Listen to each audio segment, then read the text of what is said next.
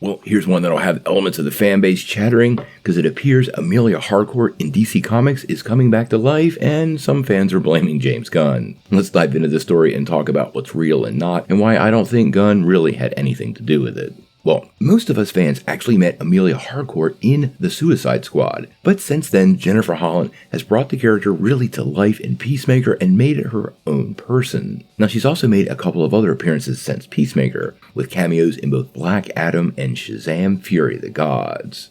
Now, personally, I love Holland's work as Harcourt, and it's always worked for me from day one, even before I knew she was dating and eventually married James Gunn. But this hasn't stopped many people from crying nepotism when it comes to her roles in the DC Universe, and there's even a conspiracy theory that she's set to replace Amanda Waller in the DCU. Yeah, seriously. Now, this is where it gets kind of curious because the character in the comics has been out of the works for a really long time, but she will soon make her return in the pages of Batman Brave and the Bold. Now, it appears writer Rob Williams and Jim Lee, who co-created Emilia Harcourt, are bringing her back to life in the upcoming Brave and the Bold series, actually issues 4 through 6.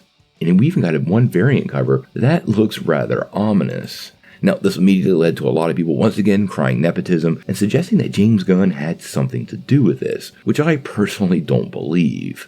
Many fans seem to forget movies bring in a massively larger fan base, and if every fan of a comic went to see a movie, the box office wouldn't even pull itself out of the red ink. The mainstream movie audience is super important, and DC Comics reacting to successful films and other media portrayals of a character, like bringing one back to life, is pure business. Writer Rob Williams went on to say that James Gunn was not involved in pitching, writing, or editing any of this, which is something he apparently suggested to his editor. Even Gunn replied to that tweet saying he found out about 10 minutes before the tweet launched about the character's return. Now, as for the conspiracy to replace Waller with Harcourt, this is something that James Gunn has also denied and made it pretty clear the Amanda Waller series will come out before Peacemaker Season 2, suggesting she is indeed going to be front and center. And honestly, Viola Davis is so good with the character and Gunn loves her portrayal so much, I absolutely do not believe she is going anywhere. And the elements that fall under Waller's control, well, I think they're going to be a massive part of Gunn's DCU and a key element in that monsters part of the Gods and Monsters equation.